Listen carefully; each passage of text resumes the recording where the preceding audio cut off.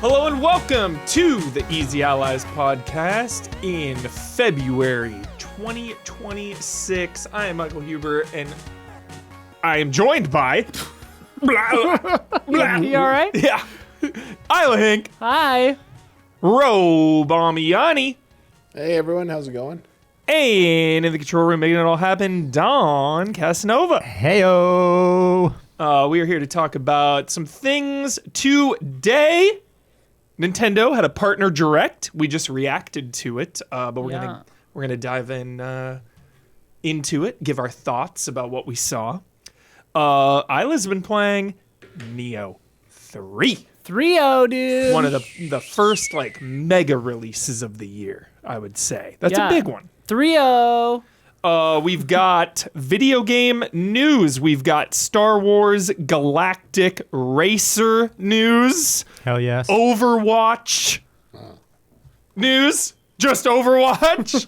And formerly known as Overwatch 2. And also, I just added Horizon Hunters Gathering. I want to talk about that for a second as well. And we have Switch sales numbers. Yeah, that just announced today. And more. So settle in. Hunters Gathering. Hunters Gather, not just Not Horizon Hunter Hunters. Gatherers. I guess because there was like a Star Wars Hunters, right? Wasn't that a game? Star Wars That does Hunters? sound like The bounty hunters Yeah. or something? I don't know. Hunters, there's probably one. Yeah. Anyway, let's just dive right into the Direct. The Nintendo Partner Direct just went down. Yeah. And they showed off their third-party support. Yeah. And, what are your thoughts? What do we see? Real quick, Huber. Yeah. The Japanese one, since we're getting asked about it. Guess who opened the Japanese Nintendo Partner Direct? Who came out? Who? Otani. What? Oh, really? Greeted everyone. And Wait. he introduced Konami's powerful pro baseball. Oh, that's so hype. And That we're would've not played. getting that? We're not getting That would Konami's have played in America. What the We hell? were robbed! What? First Goman, now Power Baseball. What Yeah. the heck? Brandon All Baseball right. player? We were robbed. God. Damn, dude. That is upsetting. Otani. I can't believe they would cut that. He's a worldwide phenomenon. That does seem That odd. is pretty weird. Come on. Because the Beloved. game's not coming over here. But regional differences aside, we saw a watch lot that. of third-party games that few new announcements, a lot of ports, but I think the important thing is that we're seeing a lot of current-gen ports that are looking, even by Huber's own admission during reactions, looking pretty good. They are looking pretty good. decent. I was running impressed. on the Switch. Games that are sometimes only 1 or 2 years old. Yeah. Coming to this console. Who would have thought? To a Nintendo console. I want to open it up We'll with go in what- order. We'll go in order, Don, so you with- don't have to search around. With what they opened with Orbitals. We had seen this game before. This but is probably the highlight of the Direct. absolutely. This is shaping up to be one of the big... this is exclusive, everyone. So this is huge. This is shaping up to be one of the big exclusive games, not just for Switch, but just in general. And it's coming out this summer, and it looks like... It looks so good. 90s anime split fiction-ish? Yeah, they said it's more like puzzly, like traversal puzzle kind of, I guess.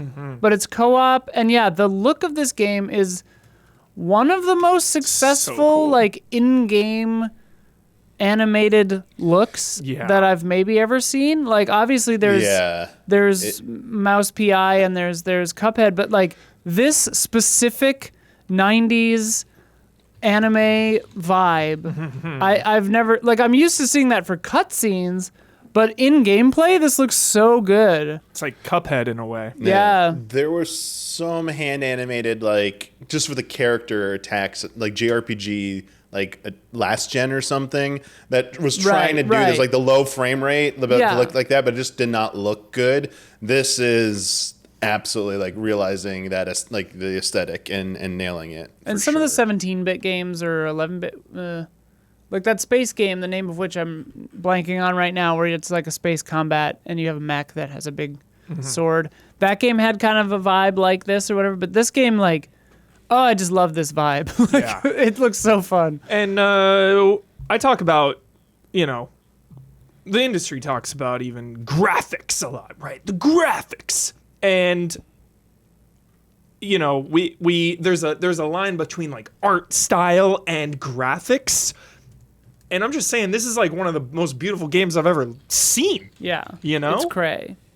Like, absolutely gorgeous. And just the way everybody more like moves. late 80s. Yeah. Like, you know, whatever. 80s, 90s. Cool. Anime. Yeah, it's so good. Yep. All right. Chat's throwing me off. Chat always throws me off. Don't tell me what they're saying. Oh, yeah. Like, don't let the style persisted 80s, into the 90s, but it's all the same shit. It's like we were there. Yeah, it's like Macross style, and this is the shit we used to rent from or buy from Suncoast Videos for $40 for 3 anime episodes. 2 episodes. It's like very late 70s, 80s. I spent all my summer job money on anime DVDs. Yeah. We are not the same. So yeah, it's looking really good. Orbitals looks fucking awesome. Switch exclusive. That's crazy. The Switch needs a win, you know? Yeah, it's a big one. Next was Paranormacite, The Mermaid's Curse. I swear, like, Wishnov or somebody likes this. Wishnov likes Nonary games, and he's in Danganronpa. Yeah. So maybe that's what you're thinking? Maybe. I don't have any knowledge in my mind that Jason Wishnov specifically knows or loves Paranormacite, but it's possible. It reminds me of, it's like a mix of Famicom Detective Agency, Nonary games stuff, like Virtue's Last Reward, and like puzzly visual novel detective stuff, apparently with diving mechanics. Looks intense. Yeah. Paranormacite. I've heard good things about that series. So. Yeah, this is, I guess, the second one? So, the first one was The Seven Mysteries of Hanjo. It came out in 2023. Okay. Yeah. So this is a new game, not a There's a game remake sequel, but apparently there's like something. a manga sequel being either released or I can't see if it released or not. Okay. But I don't know if it's like actually this one or something completely different. It has an interesting mix of visual styles, this game. Yeah. Then there was Captain Tsubasa 2, the anime soccer game. Football. Always down for sports games. You know, get more variety in there, more competition. You know, MLB The Show 26 just released their first gameplay trailer this week, and people are not happy at all. They were comparing it to MLB The Show like 14. Whoa. Visually, just like crazy. You know, they're just cranking them out. And I think you get into trouble with sports games when you charge full price every year. Yes. And you're getting really like. I don't know why people put up with it. At least because it's so iterative a lot of the time. Yeah, because at least Call of Duty, you're getting like a brand new like era. Usually, you're going like modern. You're going World War. It's different. Whereas sports games like continually just, repackage it. But this is way different than that. Obviously, this anime vibe. Anime football. Fighting it out on the pitch. Football. Tokyo Scrambled on. This is the second game of the show. Dinos. How you feeling? Yeah, they look tiny at first, those dinos, but then they're actually huge. They look scary, actually. I don't know. It looks fun to me. It looks like kind of like a B-side Resident Evil. I mean... It looks like... Dinosaurs living under Tokyo. That alone is intriguing. Dino Crisis. Yeah, Tokyo Underground. If you're not going to do it, we'll do it, yeah. You're in a ruined Tokyo Underground with dinosaurs. Hell yeah. Looks charming on the budget scale. Probably. This is also coming exclusively to Switch 2. Another one. Yeah. Survival puzzle action game set deep below an unrecognizable Tokyo. How terrifying that is. That dinosaur's big. Xenosaurs, not dinosaurs. Yeah. Xenosaurs. So they're aliens.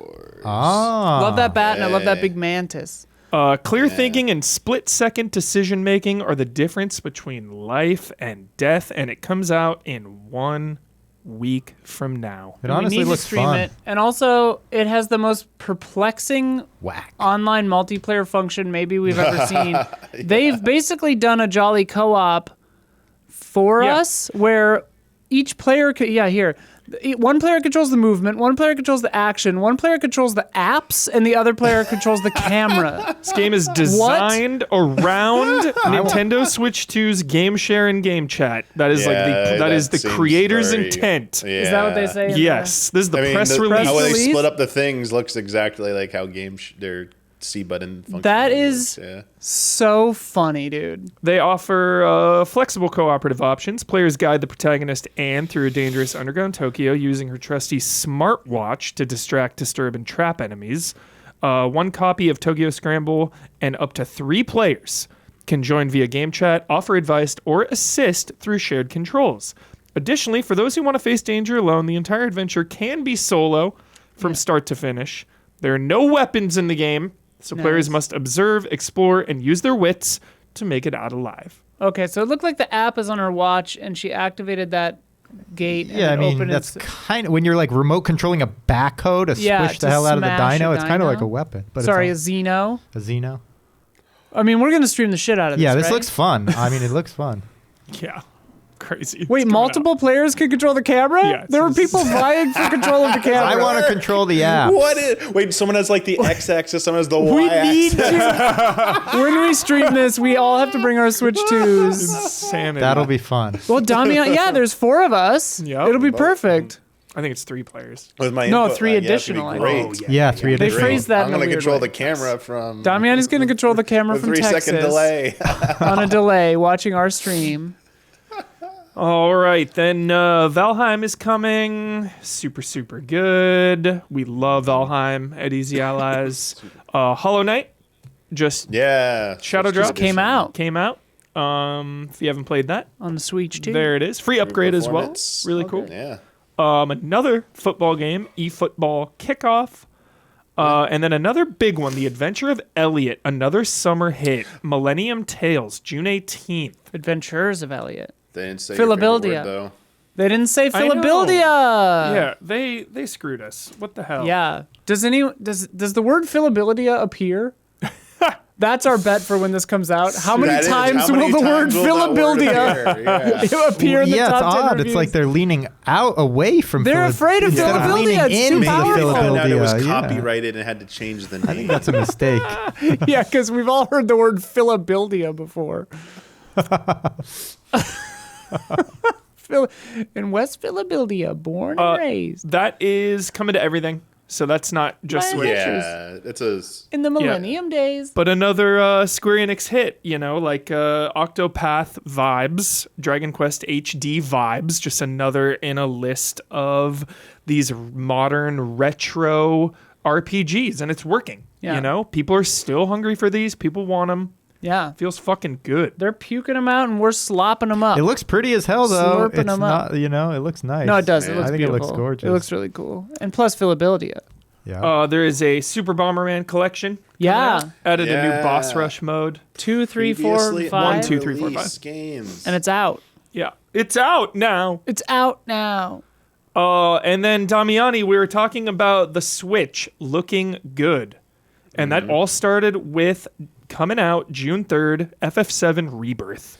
Yeah. It's looking good. And I found the thing I wanted to... Okay, my friend sent me a link to the thing. Yeah. But yeah, first, this looks good. Because I was like, I didn't think this was Switch 2 footage at first. Yeah. Until you could see the buttons because they have X, Y flipped. So like the X... the Y was the action button. I'm like, wait, no, Y should be up. You can see anyway. it. You can see it in the LOD, and you can see it in like dithering and yeah, and you can see it when you look stuff. closer. But I mean, this is giant, large environments. No, and this is it crazy is for a Switch, running at yeah. a nice frame rate, and it looks very good. Running on, and like I'm sure this is dock mode, but like I'm sure handheld mode looks very good too. This just bodes well for part 3 coming to Switch 2 as well, like possibly day and date, which is excellent. And yeah, this I think this is good because people are asking like what they got coming out, and this coming out, like the remake Intergrade just came out recently, was at the top of the eShop for several days. I don't know if it still is. We'll get like probably sales on that at a later date. Yeah. This coming out so soon. No, this is the important part. This is great. I'm happy for everyone. They didn't confirm, although someone said in chat that they did confirm outside of the announcement that it's going to have the boost features, Isla.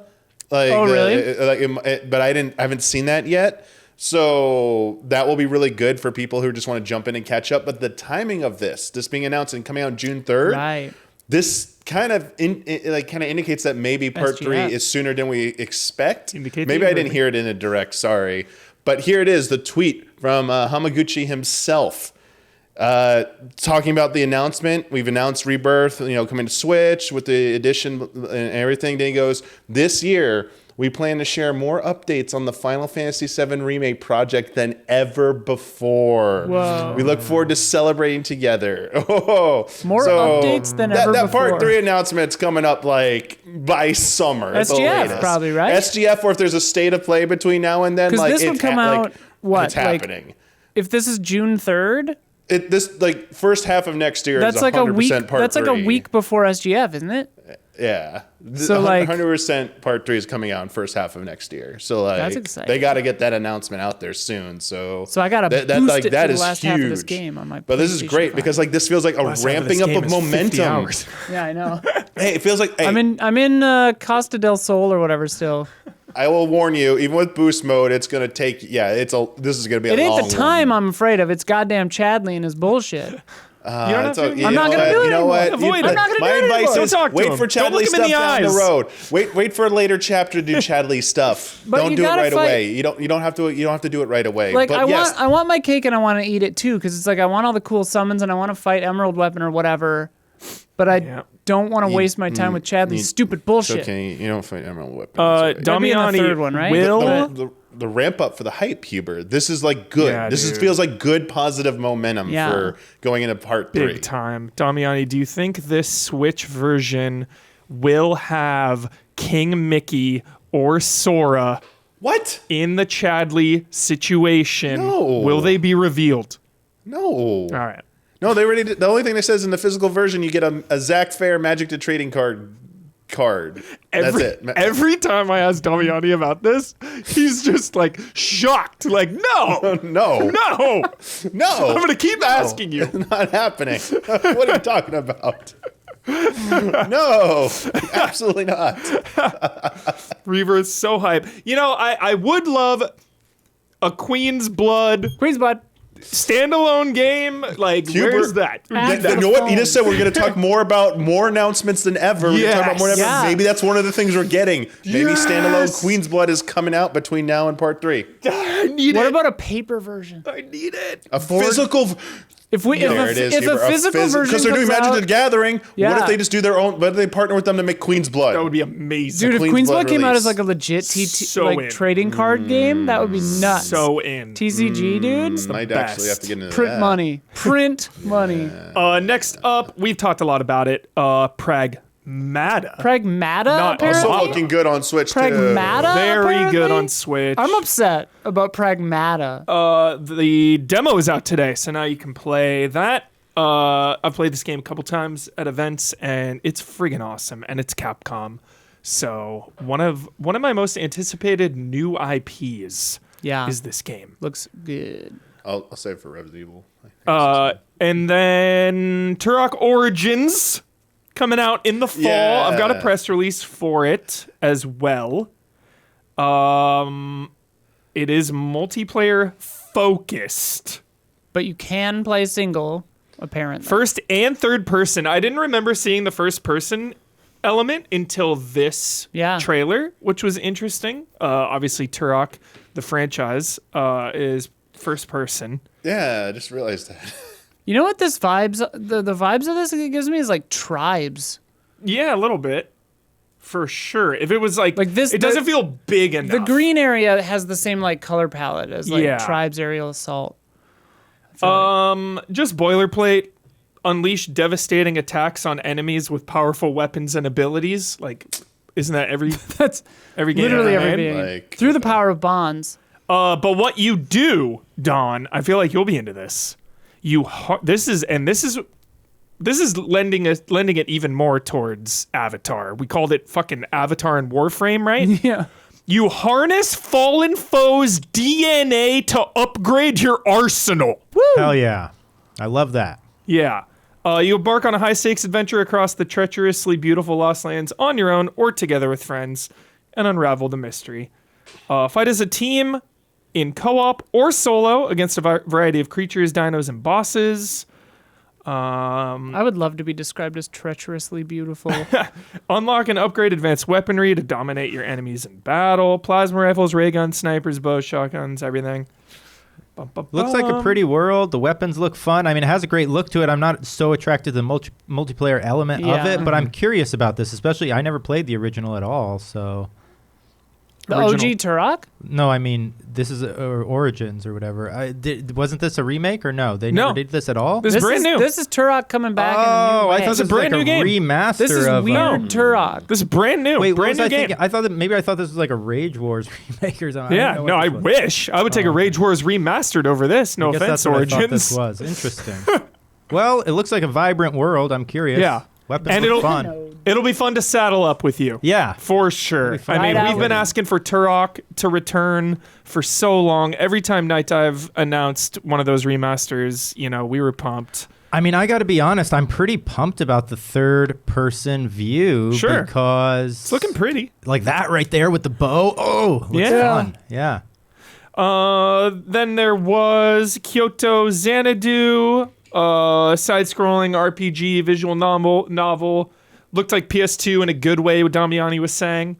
It kind of switched vibes a few times. It was interesting. Digimon Story Time Stranger was flexing 4K 30 HDR. So again, Switch has been very aware of their performance, and they're like putting that in that was a spotlight today, I feel like. Yeah.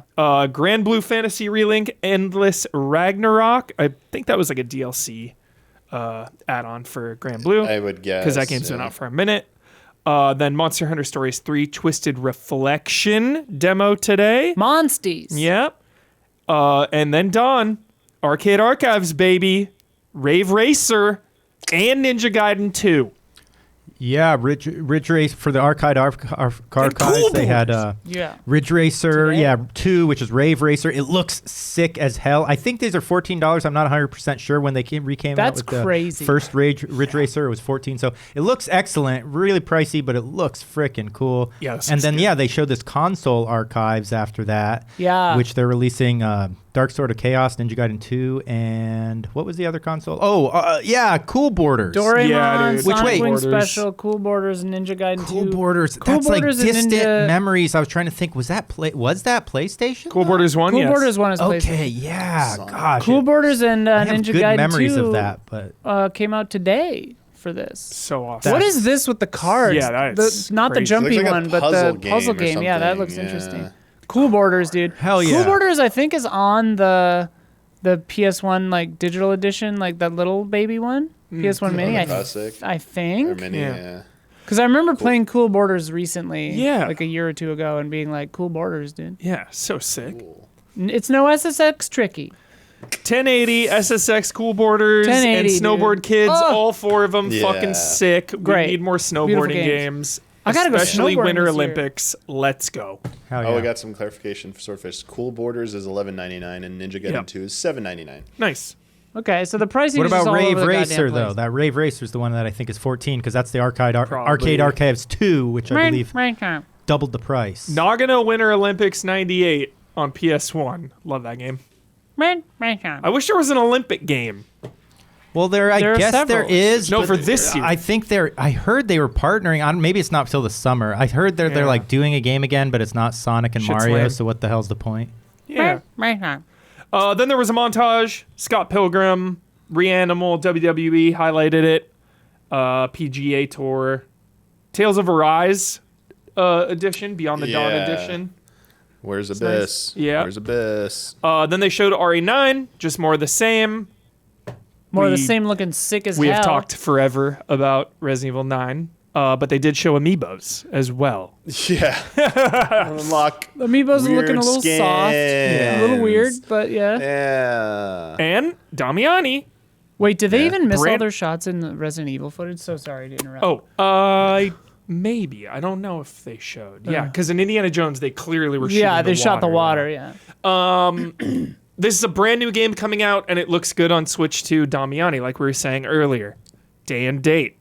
looking good. Yeah, Requiem. That Leon looks exactly like they're putting in work. Yeah. Shout outs to Capcom. But I do gotta say, like, they also just did something with Resident Evil 4 PC. They re-added DRM to the PC version. And it's like, I don't know. For every like awesome thing they're doing, they do like one small like what are you thinking, Capcom? Giveth and Capcom so like taketh away.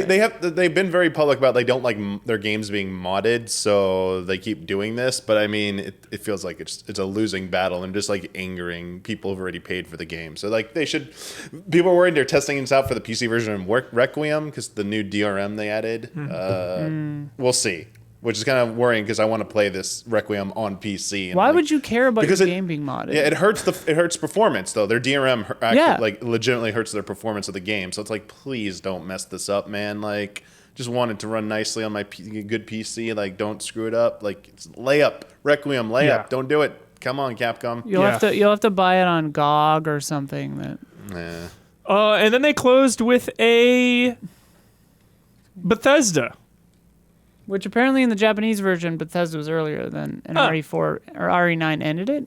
Huh. I don't know. Yeah, apparently RE9 ended the Japanese one. They just had a little Bethesda block, Fallout 4 Anniversary Edition, Indiana Jones and the Great Circle, and then the final one was Oblivion Remaster, which seems funny for a final one, but also when we went over like the best-selling games of last year, Oblivion was like so high on that list. It was like sixth or something. Of the best-selling games. And that's with Game Pass, like. Yeah.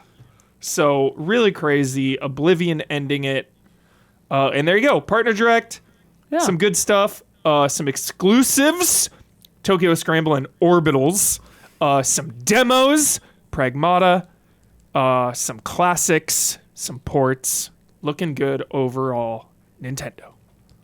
Yeah. I'm trying to find this for Dawn. The Rave, it's called Rave Racer, right? Rave Racer. Yeah, I think someone in chat just looked it up and said it's not listed yet on the store. I don't see it either. But earlier when they did this Arcade Archives 2 releases, they're 14, so or $14.99.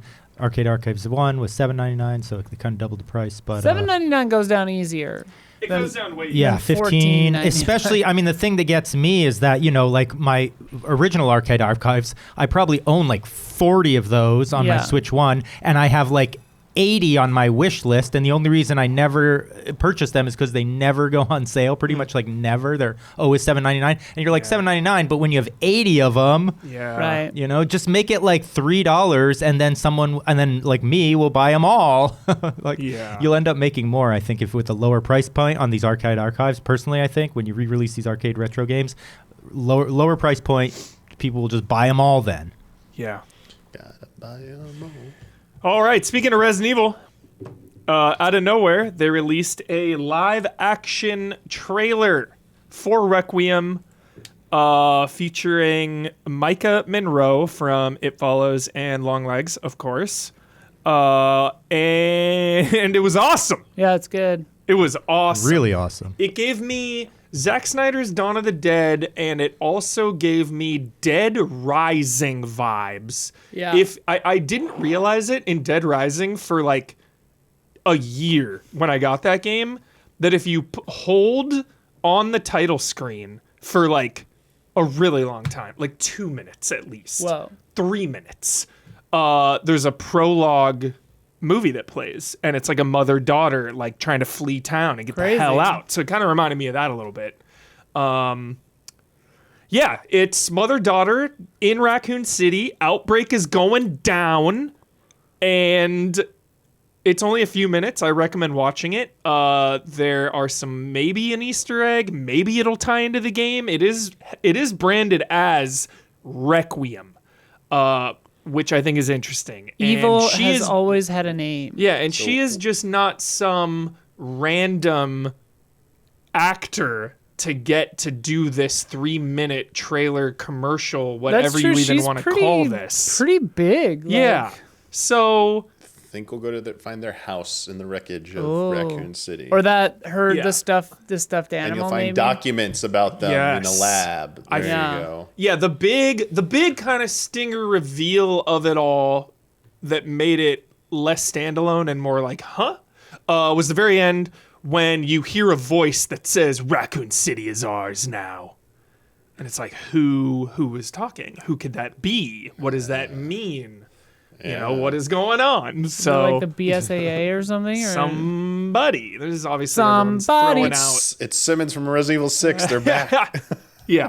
People are throwing out names. People are throwing out Ada because everybody always throws out Ada's name no matter whatever happens. Why would Ada say that? Yeah. It doesn't make any sense. So, Leon, Ada, Raccoon, everyone's just, pie in the sky. But it looks freaking sick. And there's a Nemesis is hidden in there, maybe saying stars. I didn't hear that, but yeah, I didn't see that. Apparently, there's maybe an Easter egg from Nemesis in there. Very cool. So cool marketing. Everybody joking before we move on. Everybody joking that this is better than all of the Resident Evil movies ever made. Yeah, of course. That's a little extreme. It's funny because it's wrong. It's funny because it's true. Yeah, you're not. You're not wrong. You're not wrong. You're not wrong, Walter. You're just an asshole. But I really liked the original Resident Evil movie. Especially now going back, like the original is camp. Awesome. It's campy fun. It's awesome. Like it's stupid, but it's awesome. It's stupid, but it's fun. And that most recent one was not terrible. The one in Vegas was cool. The 3D one in Vegas was cool. Well, the live action one with Operation Raccoon City. Yeah. Or Welcome to Raccoon City. Welcome to Raccoon City. So there is a scene in Welcome to Raccoon City that is also like 2 or 3 minutes long. And it's my favorite live-action Resident Evil scene of all time, anywhere ever made. It's with Chris in the house, in the mansion, Spencer Mansion, going through, taking zombies out in the dark, like awesome. Yeah. That's my favorite scene, and that had like this had kind of elements of that where it's like, oh, this feels like Resident Evil. This feels right. Yeah. So very cool. But it is funny that you become more endeared to Micah Monroe's character in a 3-minute thing than you ever become to Alice. Alice grew on me in the long run. She's fun because it was the like the longer Resident Evil the movies went on, the movies got worse, but Alice became better. So instead of originally I went to the theater to see him because it's Resident Evil. And then by the end of it, I was like, I'm only going for Alice at this point. I saw every single one of those movies. Do we know what year Requiem takes place? I don't know if it's 100% confirmed. Because I remembered, I was watching. I think they might have shown it on the time when I played it, but because I was watching. IGN actually put out a timeline of every Resident Evil thing, and I was watching that, and they reminded me that without spoiling anything, the epilogue of Village takes place in 2037 or something like that. Near future. And so I think this is probably before that. Yes. It has to be, right? Yeah. So that's interesting. So the person in the epilogue of that could still be a protag, but maybe of 10. Definitely. It's interesting. Definitely. And then it ties into Pragmata. It would probably tie into Code Veronica and stuff. I don't know. All right. Pragmata. Next up, multiplayer won't stop. We got a couple multiplayer games coming. Highguard just came out. It is still a thing. Is it dead yet? No. 5v5 is sick. Did they they added 5v5? They said limited time, but it needs to be permanent. It's way better. They're probably testing it. It's actually just immediately a better game. I mean that was day one. We were all saying this needs to be 5v5 or 6v6. Yeah, but this is a big one because it's Horizon Hunters Gathering. There's a little trailer. There's going to be a playtest coming, so this game is still a bit away, but it is like Monster Hunter vibes. So PvE, which we love. We love our PvE because PvP can get pretty sweaty sometimes. Got a lot of info here. The foundation of Horizon Hunters Gathering centers around challenging and replayable hunts, so like Monster Hunter. Today we're revealing 2 new game modes. Machine Incursion, a high-intensity mission where waves of machines for 100 years pour out from underground gateways led by a formidable boss. And then there's also... Did they say today we're revealing 2 game modes, but today they also revealed the entire game? This is just a taste. Okay. Because this is still a ways away. Yeah. This is probably like summer or fall, I'm guessing. And then there's also...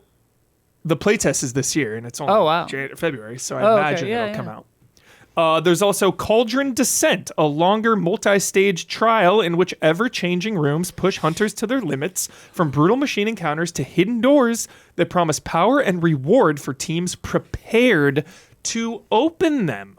That mode sounds really fun. It's like, do we want to press on? Do we want to go into this side challenging room, or just kind of get to the end? Both modes will be available in our upcoming closed playtest through the PlayStation Beta program. PlayStation Beta program? Yes. All right. You choose from a roster of unlikely skilled hunters, each with distinct melee and range weapon playstyle. So each one is different, which I like. Yeah.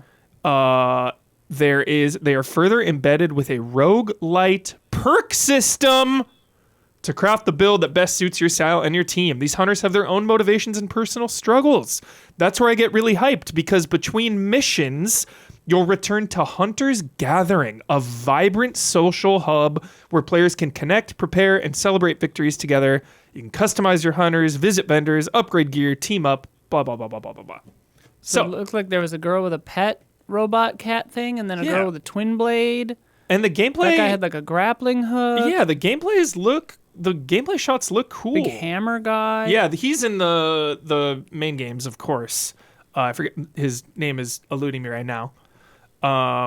Cool dude. Probably big hammer guy. Big hammer guy. Yeah, so I keep thinking of Ghost of Tsushima Legends, which was a 3-player PvE first party, multiplayer add-on. This seems a little even more ambitious than that. Like standalone, its own thing. I know they released Legends on its own as well, but that felt more of like an add-on, whereas this feels like its own game. Chad is positing maybe it's like a Night Rain, like. Yeah. It looks fun. I'm super into this. Get you excited? Yeah, it's like Night Rain. Yeah. Do you seeing this ever make you a little bit sad, Huber, about Last of Us multi? always. I will always like they'll do forever. these, but there's a like, combat section there a second ago, Don. Yeah. It makes me sad all the time, Damiani. But this looks fun. This looks sick. I like the Horizon universe mostly. And it just looks like I like the co-op PvE vibe of it. I like that we're not like battling other teams to kill a thing. Like we've had so much of that lately, I feel like. Yeah. PvP just usually not interesting to me at all. So yeah, I much prefer PvE with friends if I'm going to play a multiplayer thing. And especially if you're attached to Horizon, It's always fun going into, like, it's one of my biggest loves is when I really love a single player game and then they release a multiplayer component, so you get to kind of share that with other players. Resident Evil is a great example, like Outbreak, whereas like predominantly single player game, but then you can group up with a buddy. Resident Evil 5, obviously. It's just fun to share that with people sometimes when you already have your single player Outbreak, dude, experience. So yeah. Apparently Beta. Erend is the big hammer guy's name. Nice. Yeah. Cool. The art style is really different. Yeah, and I like the way it looks. I like it. I actually like it too. Because Horizon Original is like, and Horizon 1 and 2 are two of like the most beautiful console games ever made. Gorgeous, yeah. Gorgeous. This is gorgeous though. This is that art style thing you're talking about earlier. Art style versus graphics. Yeah. And to me, this looks pretty as hell also. Yeah. I think it's an interesting way to distinguish. And like we've had the Lego Horizon game and like the other, like there are other games in the Horizon series that have taken like big graphical departures. So I think it's probably a smart move for this game to do the same so that it differentiates it more from the, so that it doesn't feel like quite as sweaty or like. Totally.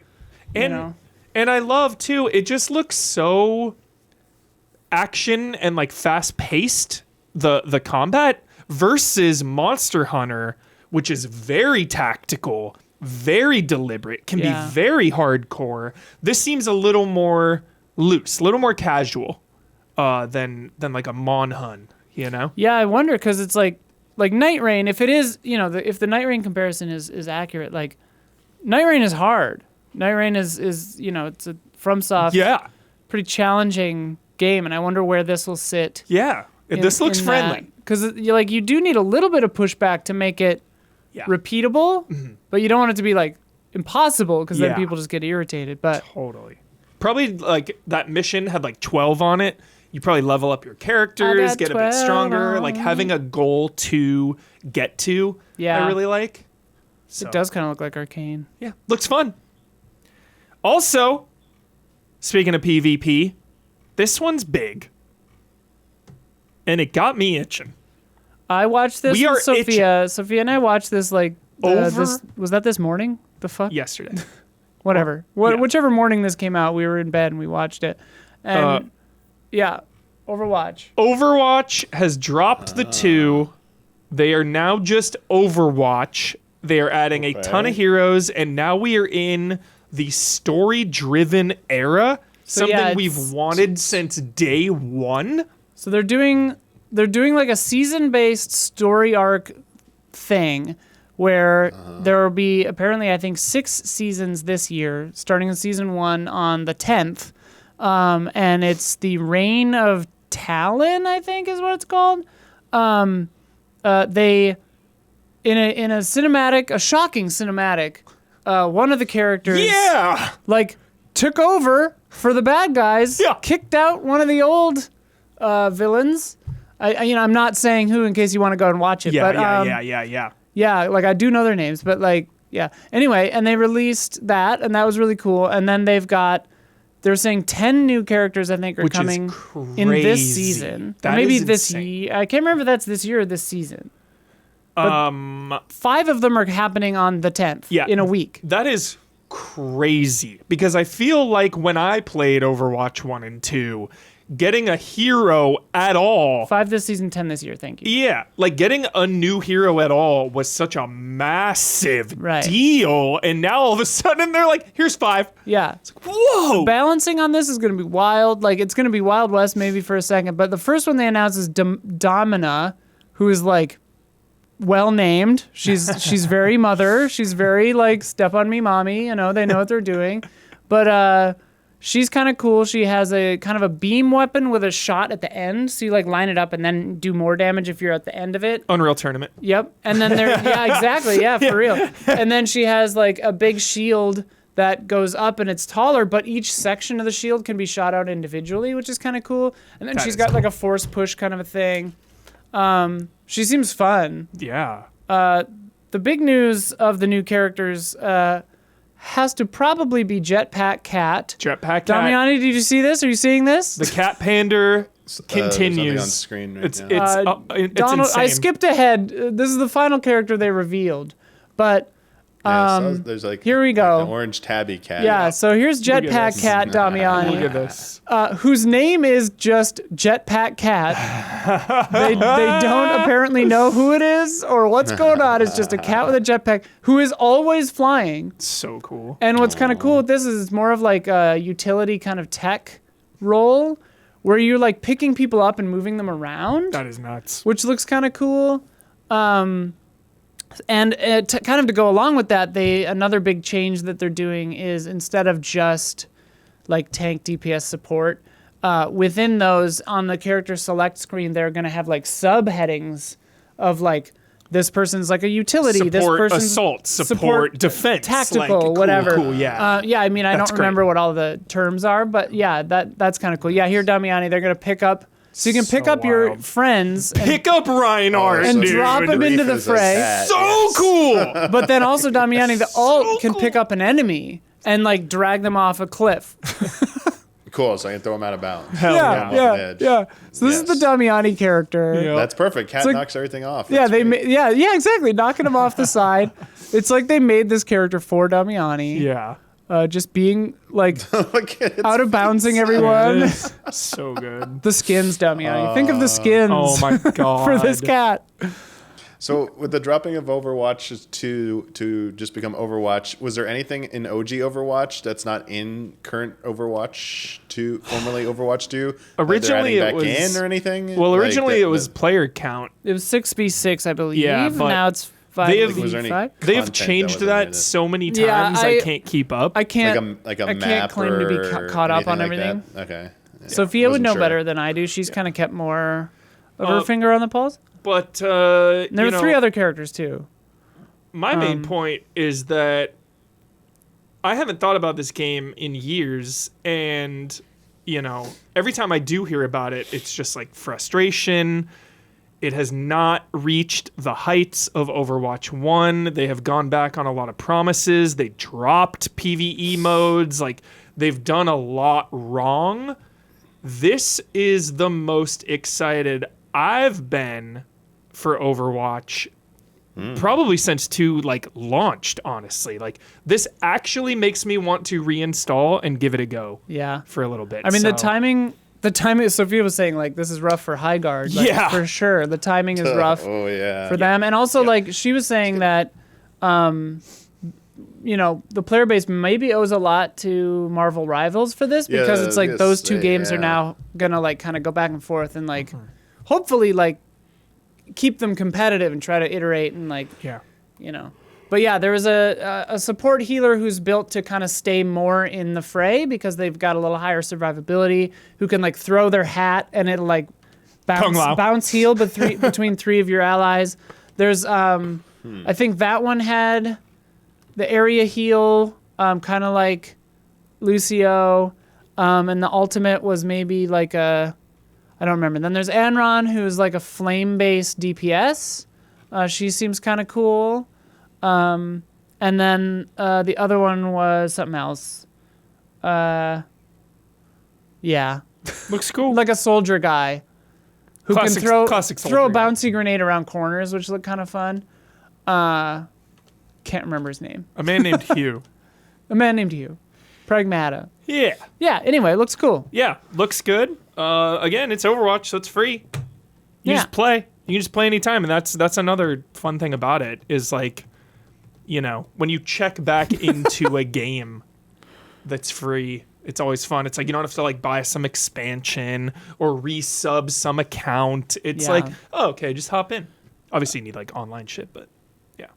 Chat asking the important questions. Who's got the better butts, Overwatch or Rivals? And Sophia says, good girl butts in Rivals, thighs in Overwatch, and neither are good for the boys because they're flat as hell in both. Nice. So yeah, Overwatch, that's coming out this week. 5 new heroes. It's going to be a crazy day for that game. Yeah. Hop on in. Next up, our fears are going to be put to rest. Doesn't that feel good when your fears are put to rest? I can't That doesn't happen very often. I can't remember what that feels like. Well, here's one of them. Pod racing. Pod racing. There you go. It's official. It is official. Star Wars Galactic Racer devs have confirmed that pod racing will be in the game. There you go. Thank Murgatroyd. Thank Murgatroyd. Heavens to Murgatroyd. Yeah, this week's the devs behind the upcoming Star Wars Galactic Racer game confirmed that pod racing will be part of it. In an interview with Games Radar, Fuse Games CEO Matt Webster told the outlet, "You can't really make a Star Wars racing experience and not have pod racing, can you?" I'm glad that they know that. Yeah. Too often have things happened in this industry where like the obvious slam dunk has not been dunked. Yeah. He says, "The core fantasy of the game is becoming an elite racing pilot in the Galactic League, and pod racing is a pinnacle of speed and racing in the Star Wars galaxy, dude." The core fantasy. Yes! So excited. This is something I have been begging for. Also, not punish the ball, dude. This is something I've been begging for, not just a video game, but just the Star Wars franchise is to bring pod racing back. Underutilized. Since episode 7, Force Awakens, I was like, where's the pod racing? Let's get a pod racing callback. That ridiculous casino segment. I know. In Last Should have Jedi. been pod racing. Should have been pod racing. Should have been pod racing. Like the biggest blunder. Yeah. Yep. Whatever. Finn gets in a pod race. Oh my god. It would have been perfect. Finn has any character or plot relevancy at all, that would have been cool. Would have been a 10 out of 10. So, Star Wars Galactic Pod Racing. I'm not sure on a date, actually. Oh, it's 2026. Yeah. That's this year. Yeah. Haha. So, coming up. All right. We got more to come.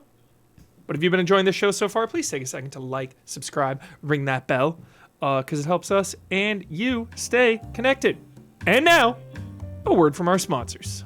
The moments right before you start a business are terrifying. You're not sure if people are going to show up or watch your thing or click or fund your Patreon in our case or do any of that kind of stuff.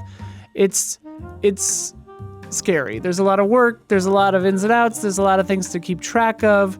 When we started this, we were like, how's this going to go? Is anyone going to care? And it worked out. But yeah, it's good to have some help. You can get help with selling things and marketing things and all that kind of good stuff from Shopify.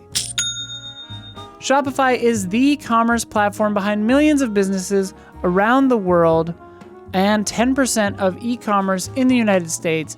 Brands like Allbirds and Death Wish Coffee and Mattel all trust Shopify. They're using it. So could you. Get started with your own design studio with hundreds of ready-to-use templates. Shopify helps you build a beautiful online store that matches your brand's style. Get the word out like you have a marketing team behind you. Easily create email and social media campaigns wherever your customers are scrolling or strolling. Best yet, Shopify is your commerce expert with world-class expertise in everything from managing inventory to international shipping to processing returns and beyond. And if people haven't heard of your brand, Shopify can help you find customers with easy-to-run email and social media campaigns. And if you ever get stuck, Shopify is always around to share advice with their award-winning 24/7 customer support. You can tackle all these important tasks in one place, from inventory to payments to analytics and more. No need to save multiple websites or try to figure out what platform is hosting the tool that you need. Everything is all in one place, making your life easier and your business operations smoother. It's time to turn those what-ifs into with Shopify today. Sign up for your $1 per month trial today at shopify.com/allies. Go to shopify.com/allies. Once again, shopify.com/allies. It's getting cold out there. Damiani was frozen in his house, couldn't go outside. Windows frozen shut. Meanwhile, here in LA, it's 85 degrees. But it's crazy. And you might not always want to go to the store or prep a meal, or maybe you just don't have any time. Everybody's busy. Things are crazy right now. And Factor makes healthy eating easy with fully prepared meals designed by dietitians and crafted by real-life chefs. So you can eat well without all the planning and all the lengthy cooking.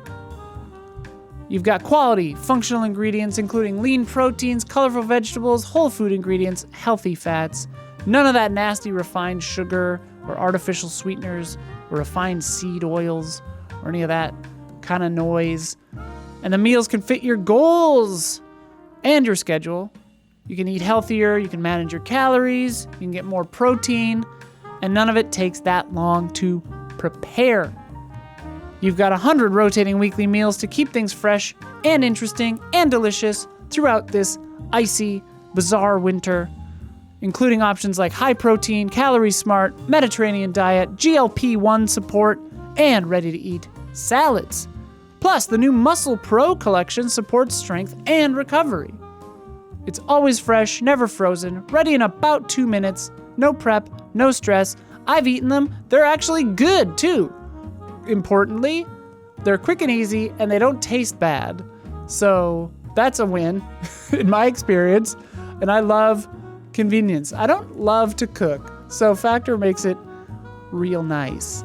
Head to factormeals.com/allies50off and use code allies50off, ALLIES50OFF, to get 50% off and free breakfast for a year.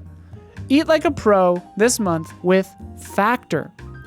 New subscribers only, varies by plan, one free breakfast item per box for 1 year while subscription is active. Factor.com/allies50off. Inter-Imagery is the new album by songwriter-producer Jens Goodhart. Inspired by the creative approaches of 1970s artists like John Lennon, Lou Reed, and David Bowie, some classics there, but with a modern sensibility. If you want to experience songwriting that feels new and different, but also deeply personal, listen to Jens Goodhart's Inter-Imagery on Spotify, Apple Music, or any other streaming service.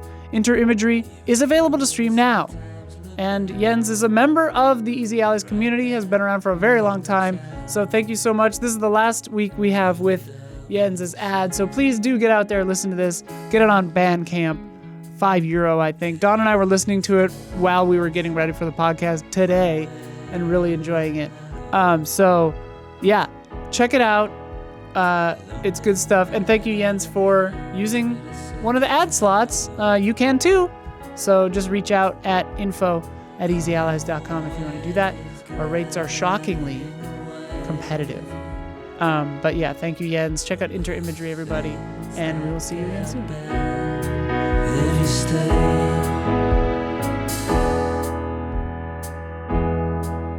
I imagine gravekeepers' regrets, living their lives. And if you are a patron of Easy Allies, thank you. We love you.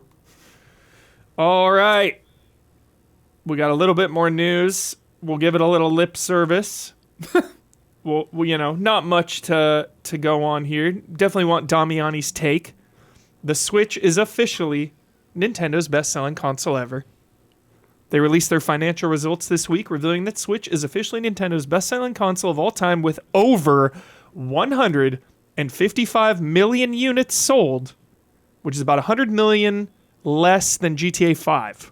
So it's still a ways to go there. Is that actual? Yeah, GTA sold 255 million copies. That's crazy. Yeah. Huge difference. Yeah, that's true. And it's on like everything. I just like bringing up GTA around you, Damiani. Multiply by 8. Multiply Switch sales by 8. What's Tears of the Kingdom? We got to get to 50. 5. It's never happened. With 155 million units, that's less than a third of the player base to get 50. That's true. That's a fair ask. Damiani, how you feeling about this? 155.37 million units sold. Yeah, it's good to have it officially be the best-selling Nintendo system. Definitely helps, to see like a milestone like that completed. I do think there is some like hesitation about whether or not it'll be able to surpass the so-called PlayStation 2 milestone. There's gonna be like a Netflix like documentary on that someday about like the Sony. It's like who said it? They came out like as they were leaving at Sony. I forget who said it. Like we actually shipped. The final shipped numbers, and it was 160 or whatever. Like last minute. It's literally. This is literally Avatar versus Endgame, dude. Like re-releasing in the theater constantly to overtake each other. It reminds me. I said it before. It reminds me of that documentary King of Kong when like Billy Mitchell shows up with he's sent in a VHS tape already before some dude the guy beats the record, and then they announce it. They go, but by the way, we have this VHS tape that was sent before that has the better. It's like, what the? So insane. You're bullshitting me, right?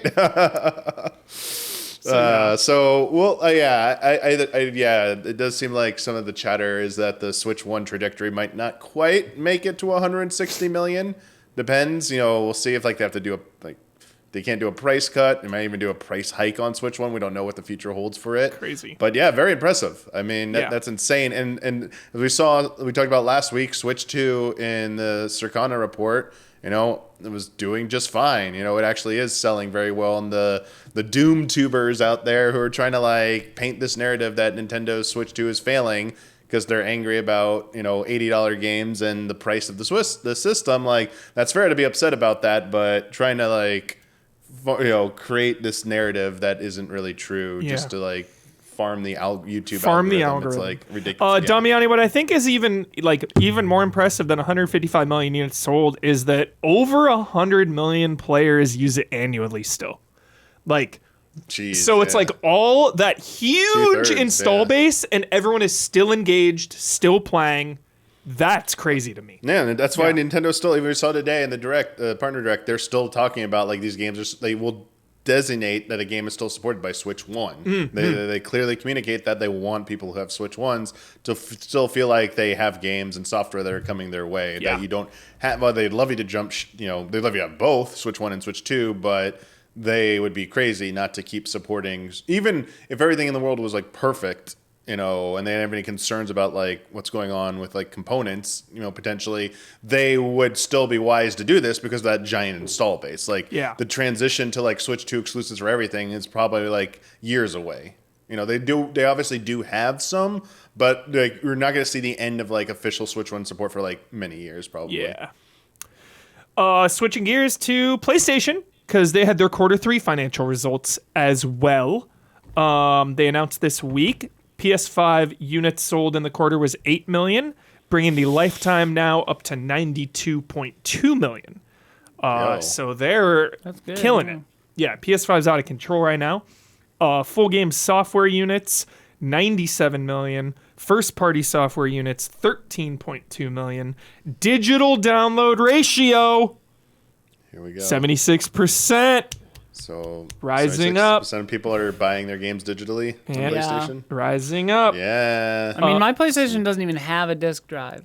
Yeah. But although like they keep fucking just making games go away, gonna have to go back to physical. Love a hard copy. Yeah. Monthly active users, 132 million players. Another crazy number. Pretty on par with Switch there. 100 plus million gamers just engaging. It's wild. So yeah, games are looking good. For Nintendo and Sony for sure. Yeah, looking good. Yeah, it'd be nice if everyone else could was doing well and could not lay people off. Yeah, or not lay people off even if you are doing well. Yeah. Yeah. No, I thought. Sorry, that's what I thought. They're doing so well that they're still laying.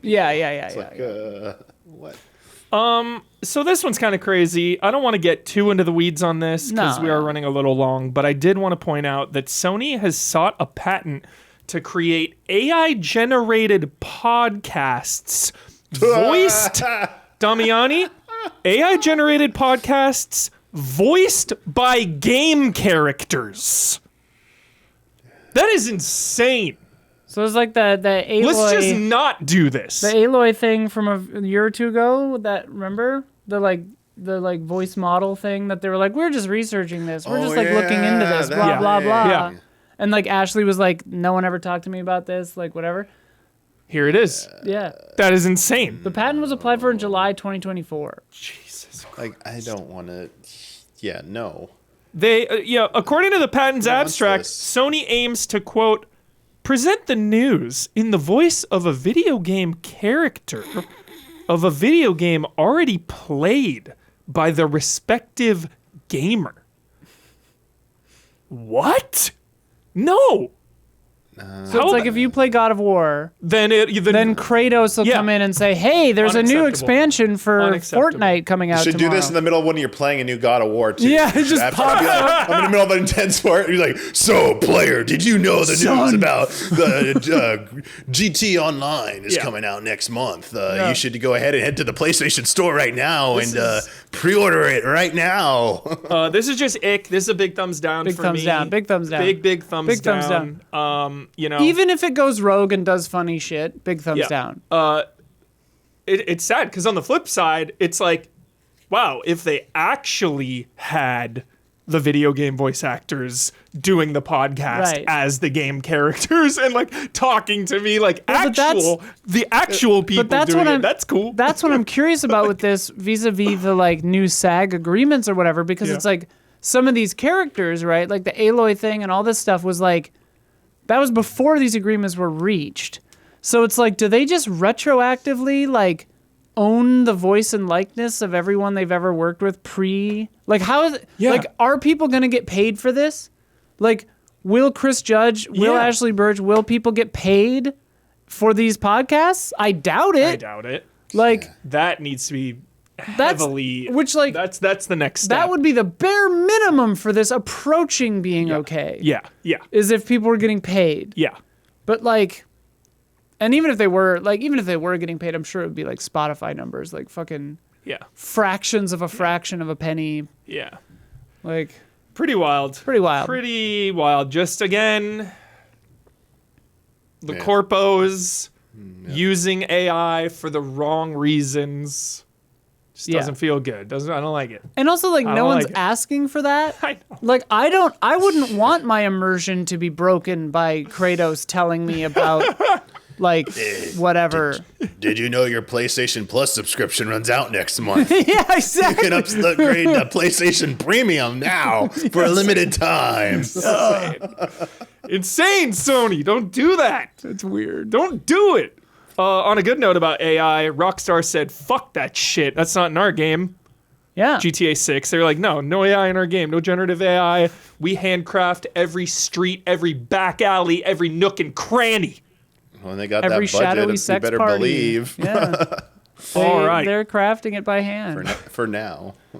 Austin Wintory was a winner of a Grammy for Sword of the Sea. Nice. Yes. So shout out Austin. Congrats. Guest of this podcast. Very happy about that because the music in that game is a 10 out of 10. Yes, it Love that game. Even though it sold pretty well, I feel like it was just kind of overlooked in the award season, but so be it. All right. It's time for my one thing. Who wants to go? I gotta start thinking of these ahead of time. Yeah. So this week on One Piece, Luffy just did. So he demonstrated second gear. But then he did third gear, but they didn't show it. They just showed the outcome of what had happened, but they didn't show how he did it, except like after it was done, he looked like a chibi version. I'm like, what the hell is going on here? And he grew back to normal size. I'm like, what? Like, they're hiding it for some reason. They don't want me to see what third gear, how it works just yet. But Luffy has developed some new tech as he's going after the CP9 crew, the Akatsuki crew of One Piece. They're trying to rescue Nico Robin. They did a back series mini arc about Nico Robin and their island, like the archaeologist stuff. That was good. Like, nice. World building stakes are starting to increase right now. I will give a very, very angry. I mean, I don't know how you get avoid of it, but like I'm watching on Netflix, their thumbnail. I'm sorry, but like I knew it was One Piece. I'm just clicking it because it goes to the next episode. It just clicked today that like the cover image. I'm like, because I don't recognize the image at all. My brain finally like could not like my subconscious like that's probably Luffy. I'm like, motherfucker, like no, please. He looks so different. I can't. I gotta forget this now because he looks all crazy and shit. Like So now I'm like, I was like, damn it. Which someone must have known I clicked on it because the algorithm. I looked at something on Blue Sky and it's like, here's like the in 2026, all the big three or whatever will be airing on like networks again, and it's like that's Dragon Ball, that's Boruto, that's Bleach, and I was like, what's the fourth one? Isn't One Piece the big one? It's like, oh, that must be Luffy. And that's the image I saw on Netflix. Oh, god damn it. I was like, Anyway. Nice. Good stuff. Love the One Piece updates, Damiani. Love it. I thought of one. What is it? Mandy, Indiana. Indiana. A band I like. Nice. Coming out with new music, and it's been cool. Cursive is a cool song. Nice. That's one of their new ones. Mandy, Indiana. Check out new music Pinking Shears. That's one of my favorite songs by them. Apparently they got a new album coming soon. Nice. Mandy, Have you seen Indiana. them live? No. Huh. But I did get my local record store to carry their record. Nice. So I could buy it. Nice. Yeah. I love that. Yeah. Physical. Physical media. It's a vinyl. Yeah. Yeah. So cool. Yeah. I was like, do you have Mandy, Indiana? And he was like, what is that? And I was like, it's a band. Yeah. I love that. You are. And I was like, you're a record store. What do you think it is? Isla, you are musically talented. Thanks. Can you play the spoons? I mean, I could slap some spoons together, but I probably wouldn't be good at it. Okay. Still trying to learn the toggle harpa. That shit is crazy. Toggle harpa. Yeah. I've never even heard of that. Yeah. What? Sick. Spoons are sick. Spoons are sick. Also, yeah, we watched Fellowship of the Ring this week with a friend who hadn't really Hell seen yeah. it. And it was jolly. I was going to go, but I was catching up on Goaties. I was literally this close. There was a 2 p.m. show in the theater. Oh. Fellowship. We just did it at home. Nice. Yeah, I didn't it was realize in the theater. It's still in theaters right now? Yeah. I got to go see No Other Choice, dude. Don? I'm back in Hunt wait. Down, Midnight Hunt Downs, Huber. Since the announcement of Hunt Down Overtime, I rolled it back. You know, I was obsessed with this game a few years ago when it came out. I talked it up for a long time, but it's been a little while since I played, so I've been jumping back in late night every day this week, I think. The game holds up. It was so funny. The other day I came in here, I was here with Isla, and I was like, oh, but I wanted to capture some Hunt Down for those windows, and then I was like, oh, but I forgot my Switch. So I fired up Steam, and then suddenly I was like, wait, I own Hunt Down on Steam also? Hell yeah. And then all versions. I had a casual 48 and a half hours logged on Steam that I didn't even remember. Completely different save files for my Switch one, which has like probably 148. But anyway, the game holds up. It is so good. Fuck yeah. So good. Remains. You know what we need so is good. we need like a short film for Hunt Down as well, like they do with Resident Evil. Oh, that would be live hype action as or hell. animated, whatever they want to do. Yeah, that would be Some fun. ancillary Hunt Down material. That would be good. All their little cinematics in this new one look pretty good. They did that like new animated cartoon style cinematics that are not pixel art. And that was a nice art style in the new trailer. Overtime. Sorry to jump in with a second thing. Yeah. I forgot. My friends rented a theater and had a secret movie birthday screening that's why I missed group stream this week. The movie, dude, 1972. Robert Redford, George Segal, or Siegel, whatever. The Hot Rock. Never seen it. Yeah, it's a comedy crime movie. Yo. A heist movie. Sick. It's like, it was insane. It was, I hesitate to say too much, but it's like impossible to find. So it had 4 to 6 heists in it. Whoa. Depending on how you define a heist. Oh my God. Just escalating like madness, new vehicles for each heist. Like it was so funny. That sounds legitimately great. good. Music by Quincy Jones. What? Written by William Goldman, dude. The guy who wrote The Princess Bride. What in the world? Crazy. Never even heard of that. The Hot Rock. That's sick. Ridiculous film. Damn. So fun. And it's not like streaming anywhere, probably, you said? They said it's like occasionally streaming, but yeah. That's sick. It's crazy. Sorry to have a second thing. Oh, shout out. But The Hot Rock, dude. You got to find it. Shout out Redford. Yeah. R.I.P. Redford. Yeah. The Hot Rock.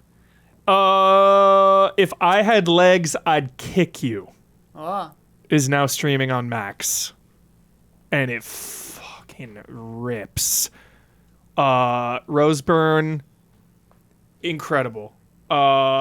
Anxiety-inducing movie for sure. Yeah. Definitely a stressful watch. Not as stressful as Uncut Gems, but definitely tension. And it's just about like trying to keep it all together and like asking for help and like relying on other people. Like, wow. Really, really good. Highly recommend.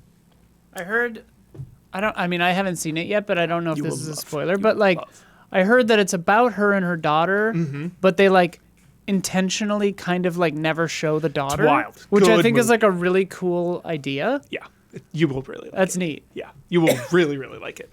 So good. She was incredible in that movie. All right. Well, we don't have many games to talk about today, but we got one thermonuclear megaton, and that is Nioh 3. Hell yeah. Number 3 already. Can you believe it? 3-0. 3-0. I can believe it. Isla, you've been playing, and all I know from what you said in Slack is that the first boss is fucking insanely hard. It was tough. I like to say that Nioh and Ninja Gaiden are like the 2 hardest games of all time for me. I struggle like crazy. I did finally get through it, but yeah, the problem, my Achilles heel. Yeah. I just wasn't blocking enough. Yeah. It wasn't blocking. So tip for the first real boss, block. It looks good. Yeah, so there is so much to cover in this game. Yeah. It is ridiculous. I'm like, I don't know, I'm still in the first kind of like this area that they're showing, like the first kind of open field area, which is sort of the third kind of part of the beginning of the game. But like, early days, right? We just got this code kind of 2 or 3 days ago, I think. So I've had like, a handful of hours with it so far, but I'm really enjoying it so far. It is very Nioh. That's good. It is building on, so like Nioh 1, I personally really love the Nioh games. I think that they are among the better pretenders to the throne of FromSoft, like nobody gets there, but like these guys get close. And Nioh get,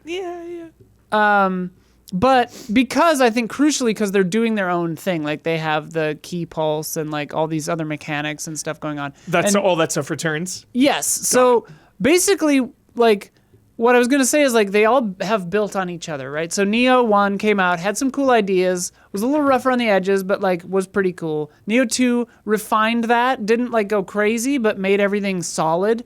Nioh 3 refines all that, goes much further, and like completely changes kind of the format of the game. So the first thing you will notice is that it has 2 gameplay styles. You can switch at will freely whenever you want between samurai mode and ninja mode.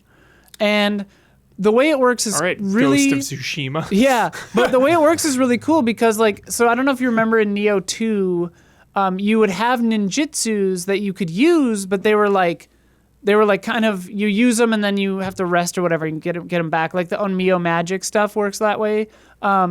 There are so many things and terms and shit that like it's fucking overwhelming. But like Nioh is I'll get into very overwhelming. I'll get into it. Take your time, because it is insanity. Yeah, for sure. But like, so a lot of numbers. What's different about this is so the big differences are samurai mode is, and they even tell you this in the game. Like samurai mode is really good for like one-on-one fights, duels, that kind of stuff, like boss fight kind of stuff. I even find myself like queen of fast weapons, right? I initially had dual swords on both the samurai and the ninja. Yeah. I have actually found myself using... Temple of Doom? It's crazy.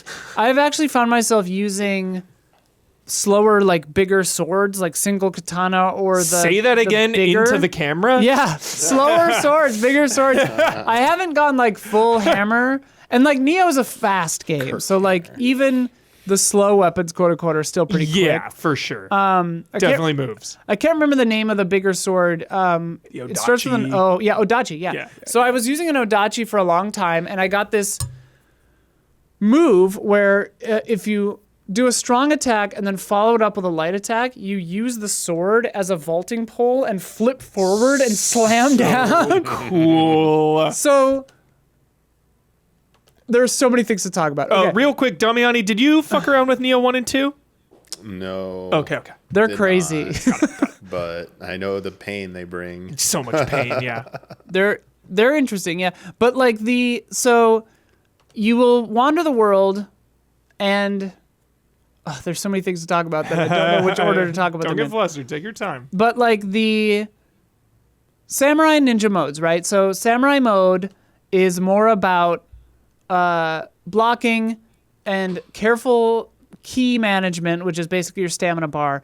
And just like in the other Niohs, if you do an attack, you can hit R1 and do a key pulse, which restores your stamina much faster than just waiting, right? Which I remember being just so essential. Oh, it's 100% essential. You need to have to do that to win. Basically, you attack 1 to 3 times key pulse. Yeah. And then you can upgrade stuff to, like reward you with a bigger key reward, like regen, if you like switch stances after your key pulse. Mm-hmm. So like the samurai has a high stance, mid stance, low stance. I remember that. And a deflect that you can do in any stance. But the idea with that is certain moves can be performed on certain stances only, and you can unlock those moves per weapon type on the skill trees for those weapon types. So samurai has a weapon type or a skill tree of its own, and you'll find samurai locks, like little piece of hair, that gives you a point for these skill trees to unlock moves. So you have to unlock high and low stances. You unlock something called flow, which is better key pulse recovery. And then like once you've progressed to a certain part of the story, you can unlock a few more things. The samurai skill tree, there's only like 6 or 7 unlocks in there. Oh, okay. But so I've already got all except for the gated ones unlocked in the samurai specific skill tree, because I was like, this is the basic kit. You have to kind of start with that. Got it. But then each weapon type, so like Odachi, katana, dual katanas, whatever else, hammers, has their own very extensive skill trees of moves and stuff that you can unlock there. So basically what they're kind of trying to encourage is, if you have found a weapon type that you really like, that you vibe with, vibe that out with the skills. You can really, really, really customize how you use that weapon. That's so cool. You can say like, I unlocked for the Odachi that like overhead roll forward jump attack. I unlocked that with a skill point, and I couldn't do that before. Yeah. And then if I switch to the katana, I don't have that move anymore. Yeah. So it's like you have to think tough. about, and it's a limited resource. I mean, like I'm a few hours in and I've found, I don't know, 6 or 7 of these skill points. So it's not bad, but like whatever. Anyway, that's the samurai basic vibe. The ninja is now its own separate entire style. You switch your entire equipment loadout. It has a separate equipment screen. Oh my god. It has a separate weapon. It has a separate. You even have a separate set of little omamori that you have, like little charms, like talismans in Elden Ring, basically. Yeah. Those are separate per each class. Like, so you can set your samurai build and your ninja build completely separately. Wow. And most of the gear, in fact, I'm not sure. I haven't seen any gear that can be used on both. You get samurai gear and ninja gear completely separately. I don't know if maybe later there's something you can put on both, but I don't know.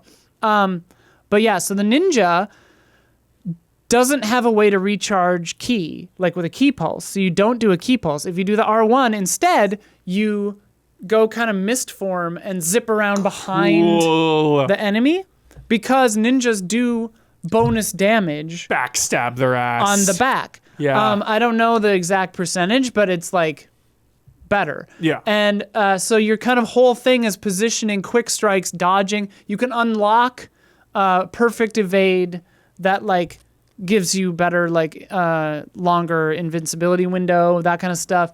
You unlock a deflect. That's kind of a similar thing for the samurai.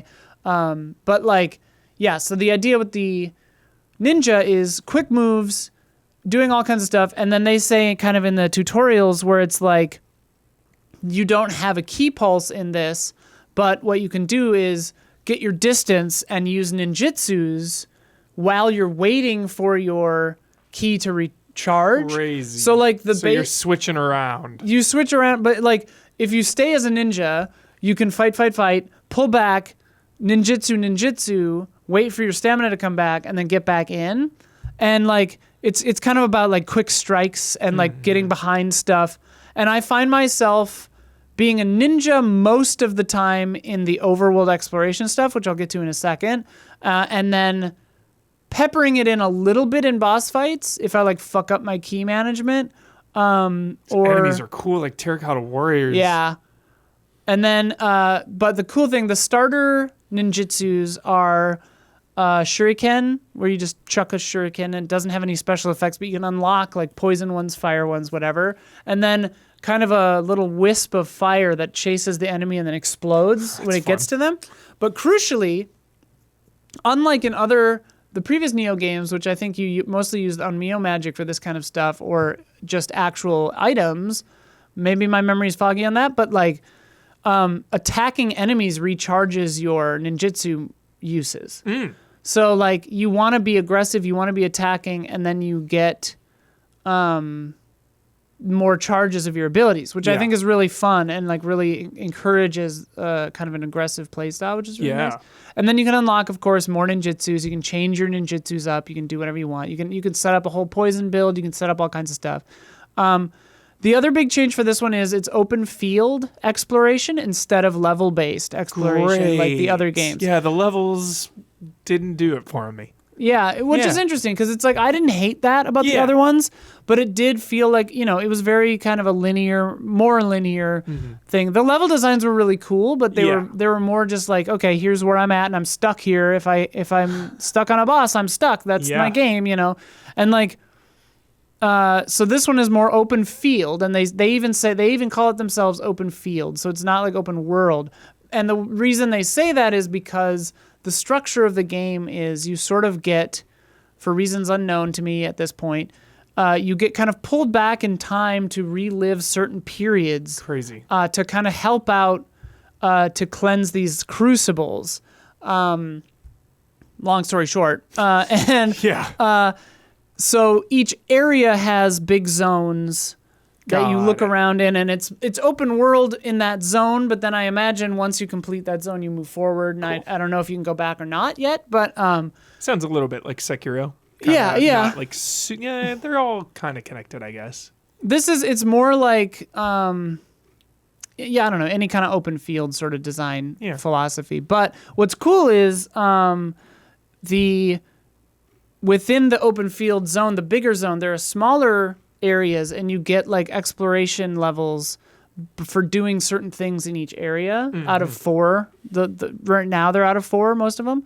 And so like you clear an enemy base, you get an exploration point. I love that You do this, stuff. you do that, you do this. So it helps you keep track of like, okay, I've got 4 out of 4 here, I've got 2 out of 4 here. I should go look over here and see what I missed. Also, I love having tasks within like a zone. Yeah, but it feels natural enough. Like you're clearing that shit anyway. You walk up to a place and you're like, oh, this is an enemy base. Cool. Yeah. Like I'll free this hot spring from the control of these yokai. Whatever. Cool. Crucially, finding little yokai or Kodama is back. My favorite thing about Nioh. I love these little guys. And when you find them, you get extra charges to your flask, basically. And then there's also Scrampuss, which is a little fuzzy cat, Damiani, a little cat yokai. So many cats. That you find and you pet it, and then it goes like, and it like runs off, and you follow it, and it leads you through the levels and shows you kind of like a tour of like back secret areas, and then leads you to something cool. So like sometimes it leads you to a good item. Sometimes once it led me to a Kodama and then a shrine that I hadn't found yet. So that's really cool. And you can I just got from following one of them, it's Soul Core, which lets you then summon it. There are so many systems so many things. And terms and things to keep track of. It is insane. Nioh always overwhelms me. You can get a Soul Core. You can go to Soul Core Management at the shrine. You can put it in the Yang slot or the Yin slot. If you put it in the Yang slot, it functions as a summon. If you put it in the Yin slot, you can utilize it as an Onmyo magic, which will give you 2 or 3 charges of its effect, which will recharge at rest at a shrine. God. Did you follow all that? Yes. You explained it well. So there are also, you can summon help. You can do co-op with people if you have Omicho or Amrio cups or something. There's some kind of cup that you need to use to summon humans. You can put 1 or 2 on and it'll like active summon until you take the cups off or someone uses them. Or you can find blue swords stuck into the ground and summon like an NPC version of someone who has already beaten this area. Cool. So sometimes, and if their level is way higher than yours, like I was level like 12 going through this area, and there was a level 17 summon. and I tried it, but I didn't realize it took 3 cups to summon that guy. Oh, so it's like it is a pretty intense, like it's a pretty punishing economy on those cups. Like if you're summoning and you a run lot, out of those cups. You run out of those cups. The way to get the cups back is to fight red swords in the ground, which are revenants of dead other players. So it's an NPC. Reminds me of Berserker Kazan a little bit. There's something there with like you got to summon these things to earn the thing to use for the thing. Yeah. So you have to earn them, but like you find them too, but like not as often. But crazy, there's a thing I encountered last night called the it's like the Bloodblade Demon or something like that. Something like that. I can't. It's something like that. Something Blade. Something. But it said this revenant is, or this yokai is fed by the revenants defeated so far, or like emboldened by the revenants defeated so far. So I think that's some soul shit. I think every red sword I've fought has made this thing stronger. That's crazy. And I fought a decent number of them. Yeah. Like anytime I saw a red sword that was a level like the same or lower than me, I would fight it. Yeah. So I fought like 10 of them or something, and I summoned this creature. Yeah. And it was like this giant yokai who had like 6 arms and a sword in every arm. It was like fucking Star Wars guy. Grievous. Yeah. With like a bunch of green like katanas. Killed me like that. I was like, oh shit. I was like, this guy is above my pay grade, dude. Oh my like, God. Wow. I got eviscerated. So yeah. Anyway, I could go on and on. This game is challenging, it's fun, it's charming, it's weird. I haven't obviously played too much of it, but I'm probably enjoying pretty it. Long, yeah. They're all too. Every Nioh game is too long. All of them are too long. Like Nioh 1 and 2, I have had my fill. 70 hours into them. Yeah. And not finished any of them. Yeah. But I love this series. It's crazy. It's like one of those weird things where it's like certainly among my favorite Souls likes that aren't from FromSoft. Probably my favorites. Yeah. And I've never beaten them. Yeah. But it definitely gives you what you're looking for. Like my thing with Nioh is like I'll stay as long as I'm getting what I want, and then I'll kind of just stop eventually. Yeah. But like I love them. They're really fun. And the loot. Yeah. The loot is real. Okay.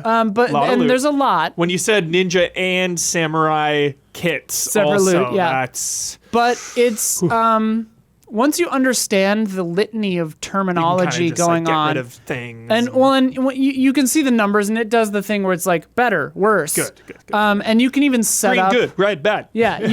Yeah. And you can set up like auto stuff where it's like just auto scrap anything common. I don't care. Cool. And you can auto pick up every item, which I set that on. This thing's straight out of Souls. Yeah. I fought this guy. How are the bosses? Good bosses? Yeah.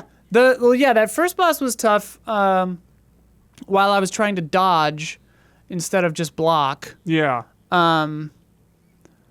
Blocking is strong. It does a lot of key damage, but like you definitely want to block. Yeah.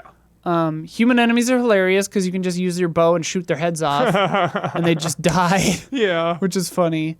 But the same is true of you. If they get a shot off on you, you're just like, boom. God. Pretty much.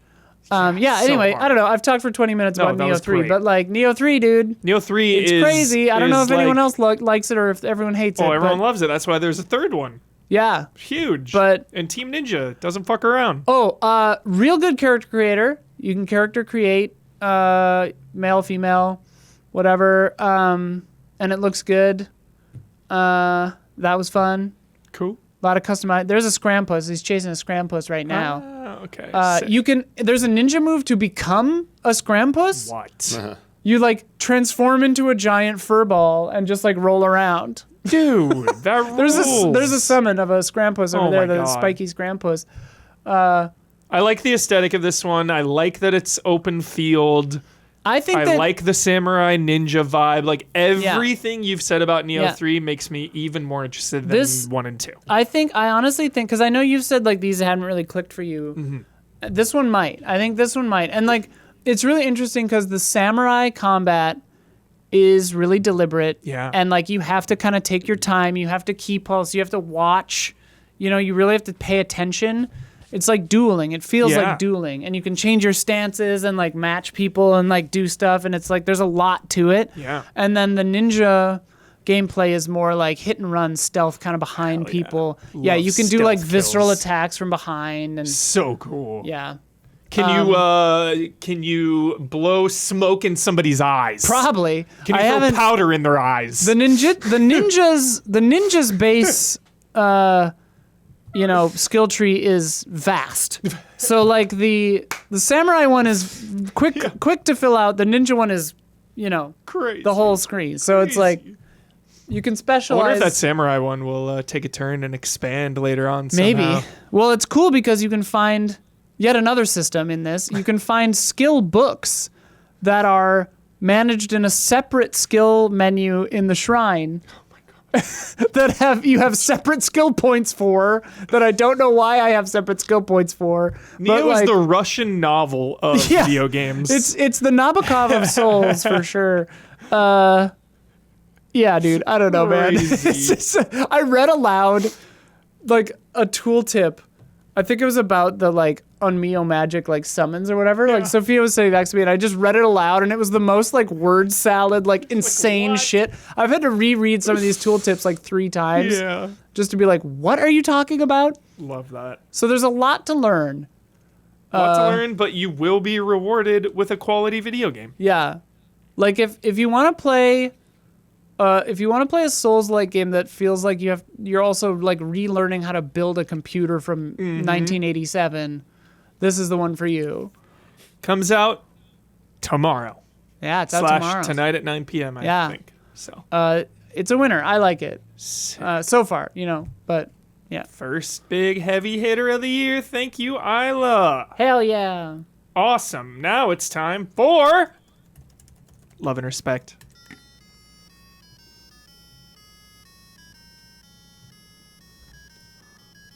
Love and respect. All right. All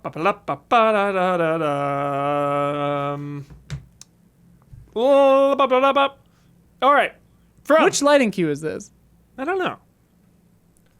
Next up, David K. Smith. Hey, allies. I've been a silent listener since the very beginning of Easy Allies. Hi. And listened to Invisible Walls of game trailers. Dang. My brother and I would frequent GameTrailers.com and even submitted our own user trailers to be shown on the website. I don't know how we did this as kids, but we somehow figured out how to video edit. We were so proud we put together a video that had a song from the band Under Oath to clips from Final Fantasy VIII, timing explosions and fight scenes together. Y'all have always been such a steady dose of wholesomeness and hype throughout the years. So this part they say we don't need to read it on the podcast? Okay. It's up to you, I guess. Because it does not need to be. Goes into personal stuff. Yeah. But we can, if they want us to. I know we don't need, like, saying you don't need to, I'm, like, leaning towards not then. Well, that's why we were confused, because we're like, do you not want us to, or do you? Yeah. Because I would totally read it, but now maybe not. But they lost their brother also. Yes. And they just basically say Easy Allies means a lot to a lot of people. I know there's some shared heartache in and out of the community that your podcast alleviates. I love listening to people who love talking about games like we did. I hope you all know how much your podcast means to me. Probably a lot of silent listeners and the wonderful people that write in for the best love and respects. With the most love and respect, David. Rest in peace, Andrew, David's brother, the kindest, creative, and strongest person I'll ever know. Yes. David, thank you so much. Thank you for sharing also. It's not easy going through a loss. Yeah. As, we all know. We all lose people, and there's no words, there's no nothing. It's just time and the people around you to help you get through stuff like that. So thank you so much, David. Love and respect. Next up is Jimmy Lejurgen.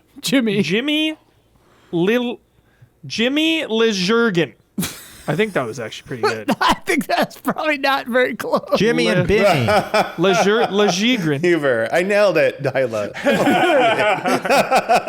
It's Lilje. Le Gigrin. If it's Scandinavian, it would be like Lillegren or something. From Jimmy. Hey, allies. From Jimmy. For the past few years, skateboarding games. Hell yeah. For the past few years, skateboarding game fans like myself have been snacking good. Sessions, Skate Sim, Skater XL, the remakes of Tony Hawk's 1 through 4, and now last year with the new Skate. Say what you want about the live service setup for Skate. I'm loving it. I've racked up around 150 hours now with the pre-alpha, early access, and hopefully the soon-to-be full release. But now to my question. Have any of you seen the resurgence of a beloved franchise long thought to be dead? A remake, perhaps, you never imagined seeing again? Maybe you've got some hopes for dormant titles to awaken once more.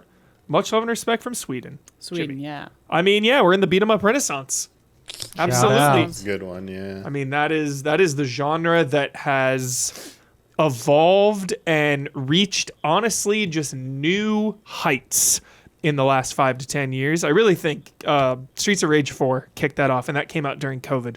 So it's been about 5 years with this beat-em-up renaissance. And then just modern takes on that as well, like Sifu, I bring up all the time. A wholly modern beat-em-up. So yeah. And then of course we had Absalom, which is combining genres to create new spins on beat-em-up. So yeah, it's just been we're just killing it. We're snacking. For me, I'd say it's like less of like a specific genre, although I always love seeing a tactics game. But like for me, it's like the resurgence of PS1 vibe, like graphic style and like fixed camera, pre-rendered graphics, survival horror or otherwise stuff like Fear the Spotlight or Crow Country, like that kind of stuff coming back up. I love. Yeah. What was that game called? What? There is a survival horror game that just came out, or it's like coming out, and it looks like PS1 graphics, like you're saying, and you're in Vietnam, like as a soldier. Whoa. It looks crazy. That seems intense. Yeah, it looks really intense. Jesus. Yeah, it looks so intense. Damiani, you got any? How about platformers? They never go away, but they never go away. Yeah, that's the thing. Yeah, we really don't get any of that. Yeah, I mean, but I feel like platformers have risen to like.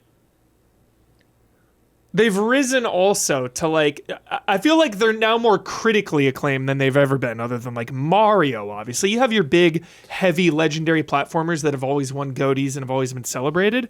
But it feels like the genre itself now is even more respected than it once was. It feels like there was a doldrum. Yeah. And then Astrobot and Big Hops and then those guys came out. I mean, I think it's like 2D platformers never like really went away. Yeah. But 3D platformers Good are very 3D difficult to make. Yeah. So it's good to see someone in modern times with Astrobot achieve like the level of like critical success and good commercial success as well.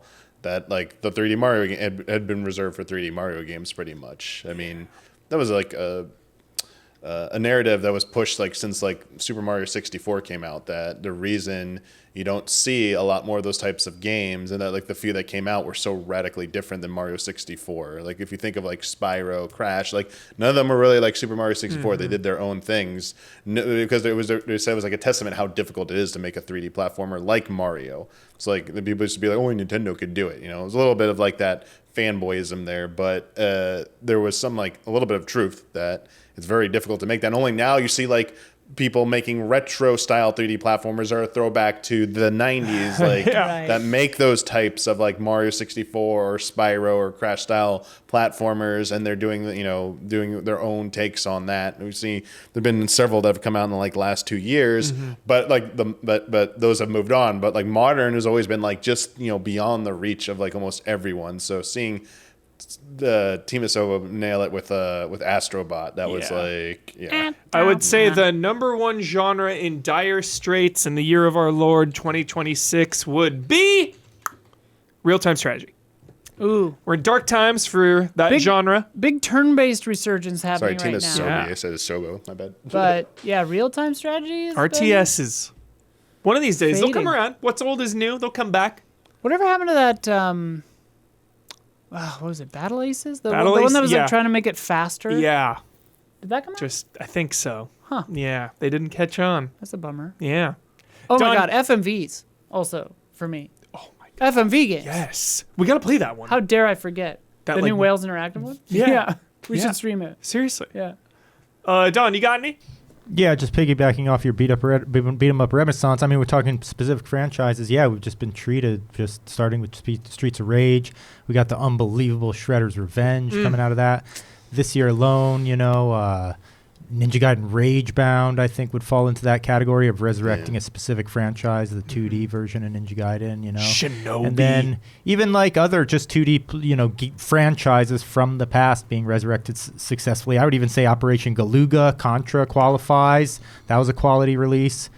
Maybe Double Dragon missed the mark a little bit, but who knows? We need a good Castlevania, I would say. We really do. A little 2D, a great 2D Castlevania we're due We for. need it. But, we've been pretty well treated to so many franchises from the past that have been brought back in really nice form. If I was Konami, I'd be so nervous of trying to make a new Castlevania because Metroidvanias now are like so stacked with quality. Well, and also, like, It's a tall order. Yeah. Huge like quality titles from like indie teams just coming out and eating Castlevania's lunch. Yeah.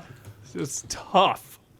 I was in the arcade the other day. I saw a brand new machine. It was one of these coin pushers, Castlevania themed. I saw the art on the side, the sick Castlevania art. I was like, whoa. And as I turned the corner, I was like, coin pusher, which, I have respect for coin pushers, but that hurt. Nothing cuts quite the same way as Konami, like, putting out a trailer for a Metal Gear, Silent Hill, or Castlevania pachinko machine or coin pusher. Because it's like... Big budget. Because we got that Silent Hill, baby. The trailer starts, though. Like, I remember the Metal Gear one. The trailer started, and I was like, Metal Gear? Metal Like, Gear? that's Big Boss. Like, that's the Field of Flowers. Like, what am I looking at right now? What is this? Oh, it's a pachinko machine. That was the most unhinged ever. Like, oh, my God. That was insane. All right. Thank you, Jimmy. Next up is Devin Kopek. Hey there, allies. I love hype. I love thinking about the enjoyment I'm going to have with the game sometime in the near future or not so near future. Sometimes that excitement gets so extreme that I deem it to be a PTO-worthy release. Paid time off. Paid time off. Yep. A game where It I goes know to for- show that we haven't had office jobs in a decade because Yeah. we're all like, PTO, what does that I mean? just Yeah. don't have PTO. Same. I have to like request it off, and I get unpaid. I don't get paid. Yeah. I've never had a paid time off. UPTO. job ever. Yeah. A game where I know for certain I'm going to be calling out of work and shrieking all but the most shirking all but the most of important tasks. A game where I'm going to sit myself in front of the screen, order some delivery, and dig into a game in the most indulgent of ways.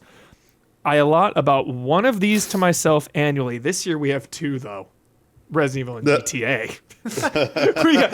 we got two, baby. My question, fellow allies, it's your actual job to do this. Anderson. That was my first thought. Sorry, go ahead. My question, fellow allies, it's your actual job to do this at times for previews, reviews, etc. Try to think of yourselves as civilians in this scenario. What game this year and or in years past would fall under the PTO-worthy release category for you? Example of past releases for me would be Final Fantasy VII Rebirth and God of War Ragnarok. Yeah. I agree with those, yeah. Any kind of Mario game, usually a big first-party game. I feel like those are always like, a little extra hype, a little extra like, oh, I really want to play that. Obviously, any Resident Evil game for all of us is like the number one. Any From Software game. Resident Evil From Software or Silent Hill are like guaranteed. Like, I am doing this all day. Like GTA. Nobody 6. look at me. Yeah. Like, honestly, I should put that in now. Actually, I should block off like for your other job. Yeah, just like I am not. But it's gonna get doing delayed. So. Anything? No, they doubled down yesterday on the earnings call. It's not getting delayed yeah? now. 100%. Yeah. They doubled down again. They said marketing is going to be ramping up in the summer. Summer Game Fest. Yeah, and they locked down. They were like November 19th again. They reiterated. Okay. Yep. All right. Yeah. So it's GTA and Resident Evil for sure. What about you, Damiani and Don? A game where you're just like, this is it. They said Rebirth. It would have definitely been Rebirth, although that would have been frustrating because there's no way you can like beat that game even in a week. Yeah, like, God. I was like, that would take too long because I was reviewing that game and I was like, damn, I can't. This game is so damn long. That's why Resident Evil is so just the best because you just sit there and you just don't stop playing until you beat it, even if it's like 15 hours. You're just like, I'm not stopping. The escalation of Resident Evil and like knowing that you're not going to sit there for 100 hours. I spread it out over 3 days or so, but yeah. The one thing to keep in mind, though, is in recent times, game releases have shifted to like the end of the week versus being towards the beginning of the week. So that's why we did group streams on Tuesdays because that's when games used to come out. Mm-hmm. Yeah, a lot of times I'll just be like, well, it'll come out Thursday night. I don't need to play it right now, but like Friday night, all right, well, I'm gonna play this all like starting Friday night. I'm gonna play it through the weekend, like. That's usually good enough for me. Yeah. So really, what you're saying is they played into capitalism. So that people wouldn't take time off to keep the apparatus moving. Oh, they had everybody's best interests in mind. They were like, we don't want people to take work off. Yeah. We want them to be able to enjoy the game on their weekend free time. That's one way to look at it. Yeah. Yeah. Shouldn't they do you think they should preemptively just declare GTA 6 a limited time national holiday? They should. It's release day, so like everyone can Functional take it off. governments will do that. Because so many people are just going to like not show up and do work that day when it comes out. Yeah. Honestly. It's like Dragon Quest in Kind of like they do Dragon Quest, Yeah. Straight up. Don, you got any? Yeah, games? no, GTA I think is definitely GTA 6 this year. Is that if regardless of our job, but that's just a moment where you got to set aside some time. And historically, yeah, GTAs have always been that. Mortal Kombats have kind of always been that for me and stuff like that. Trials. Heck yeah. Trials, yeah, that would qualify for sure. Although we would always just play them at work. So. Yeah, that's the thing that's blurry about this question. It's kind of like, well, even in the Viacom days, we would all just like be playing those constantly. Mm-hmm. Yeah. Alrighty, thank you, Devin. By the way, before we get to this week's bets, Easy Allies patrons are getting 2 bonus love and respect questions. And this week, we're testing my pronunciation in a fun game called Legends or Load Screens. That is intense. I love Hubert trying to pronounce things. Oh, God. It's one of my favorites. Struggle. So if you want to get in on that extended cut, consider becoming a $5 patron. You get the podcast 2 days early. You get it ad-free. You get into the Discord. And you get those extra love and respect questions. You get to submit as well. So get on in there. And if you really want to help us out, you can join one of our producer tiers. Starting at $25. All of our producers get their names added to the monthly podcast credits, which are read aloud by Jones, who also hilariously mispronounces things. Our platinum producers get a shout out on this podcast each and every week. This month's shout outs go to Jabawabs, El Thanis, Lizard Wizard 64, and Raymond Wheeler III. Shout out. Oh. Got a party of 4. Hell yeah, 4, dude. Let's go. Ride out with us. Ride out. Now come join us on Patreon for those bonus questions. Patreon.com/EasyAllies. It's time for bets. All right. This week's bet. Romeo is a Dead Man is coming out this week. Yes. A lot going on, but don't sleep on Romeo is a Dead Man because we love Grasshopper, we love Suda. Question is, will the industry be sleeping on Romeo is a Dead Man? My question is, how many, this time next week, how many reviews will be posted for Romeo is a Dead Man on OpenCritic? How many total professional reviews, not user reviews, professional critic reviews on OpenCritic, how many will there be? Isla. Damiani. Robamiani. Did I go for 21. 21. 21. Why are you doing that right there? It's weird. Oh, here. Got it. 21. Thanks. Don Casanova. I went with 14. 14. I went with 38. Nice. I said 32. Yes, got the high. Damn. Yes. Alrighty. Those bets are locked in. Romeo's a Dead Man is imminent.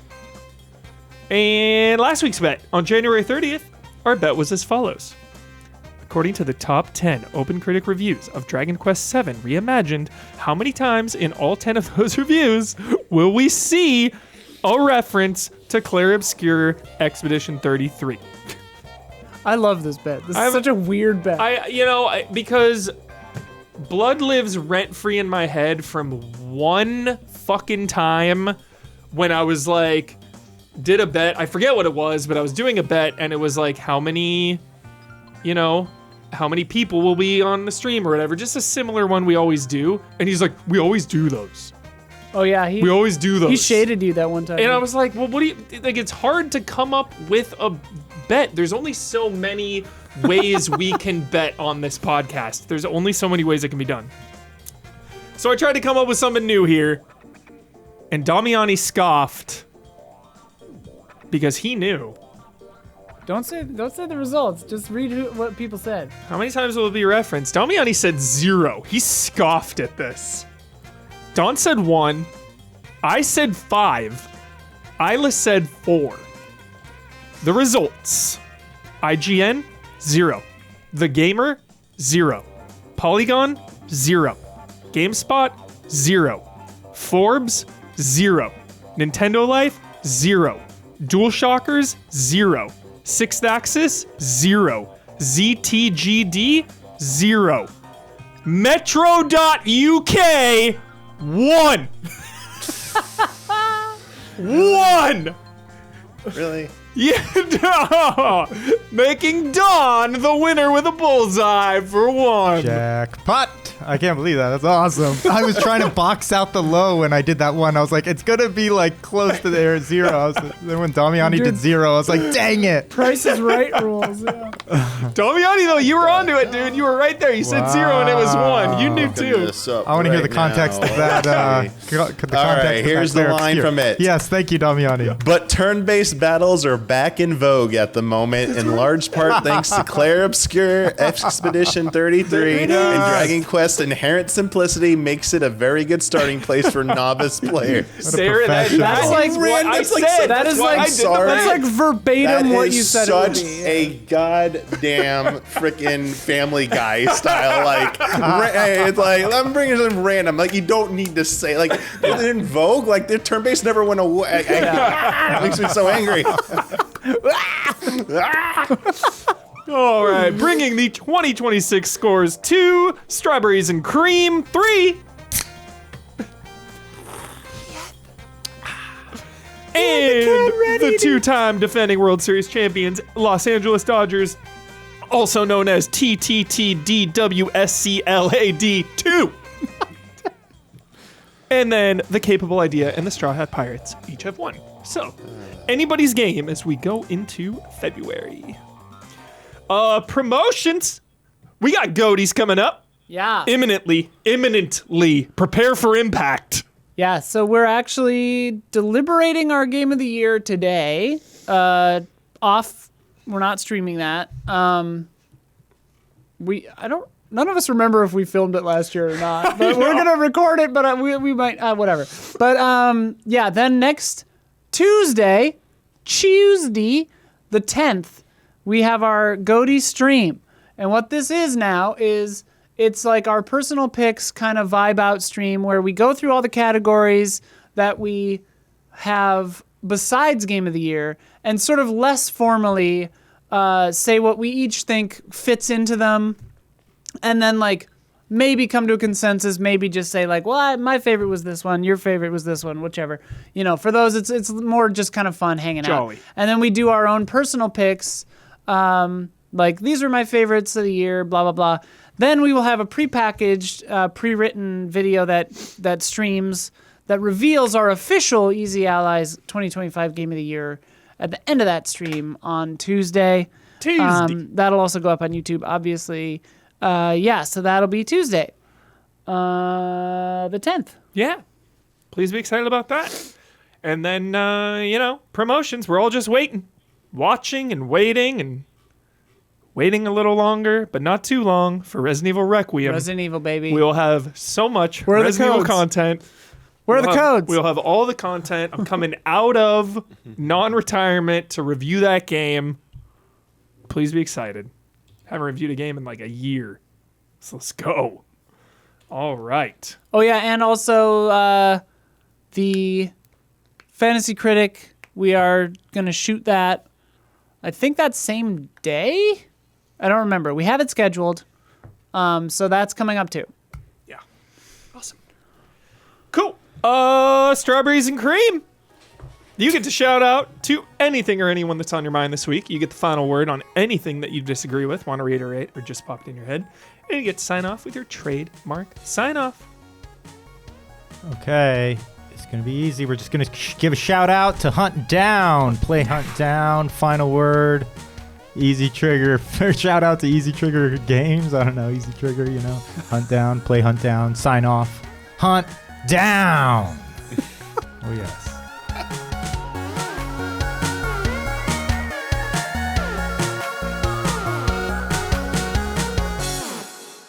GT Online is coming out next month. You should go ahead and head to the PlayStation Store right now and pre-order it right now.